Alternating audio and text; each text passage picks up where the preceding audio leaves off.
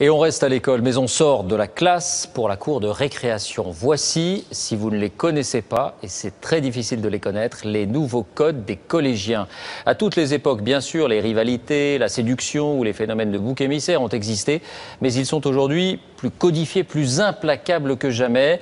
Il y a les populaires, et chacun rêve de ce statut.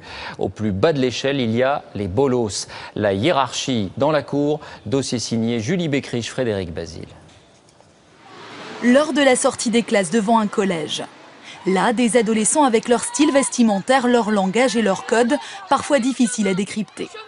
Nous avons demandé à Kumba, une élève de 5e et à ses amis, de nous expliquer comment ce petit monde s'organisait. C'est un fonctionnement pyramidal qu'elle décrit. Les plus bas, c'est les bolos.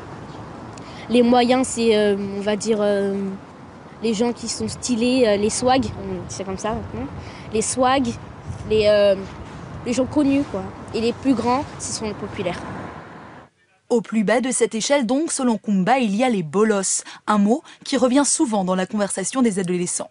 Même dans les séries, les parents doivent se faire expliquer cette notion au contour flou. Et tout en bas, il y a les bolos, les ringards, les nazes, les bouffons authentiques. Et ce classement-là, il est basé sur quoi? 1. La marque des fringues. 2. La réputation. 3. Les fréquentations.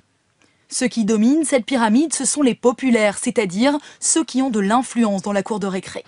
Nous nous sommes invités dans une classe de 3e pour comprendre un peu mieux ce qui se cachait derrière ce mot « populaire ». C'est des personnes qui en fait dirigent une sorte de groupe, comme on peut voir dans les films américains avec le leader. Il s'habille bien, il a un langage, enfin il n'est pas comme les autres. Ça veut dire quoi avoir le swag? C'est être quelqu'un de stylé, qui s'habille bien, qui est swag, quoi. Est-ce que par exemple, comme tu es habillé aujourd'hui, c'est avoir le swag? Ouais. Tout le monde te comprend quand tu dis ça? Pas les bolos. Kumba et ses copines font partie des swags, comme elles disent.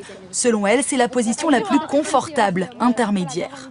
Le statut ultime de populaire ne les fait pas vraiment rêver, trop d'enjeux. Être populaire, c'est si tu fais un faux pas, tout le monde va le savoir et là, t'es banni des populaires, ça veut dire que tu seras la risée de tout le monde va te haïr, et voilà.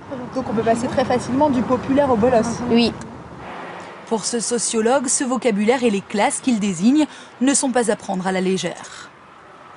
Ce sont des clivages qui peuvent être lourds à vivre quand ils sont vraiment très, très marqués. Le fait d'être dans des mauvaises classifications peut conduire à des comportements de violence et faire que le bolos ou l'intello vont aussi devenir des victimes.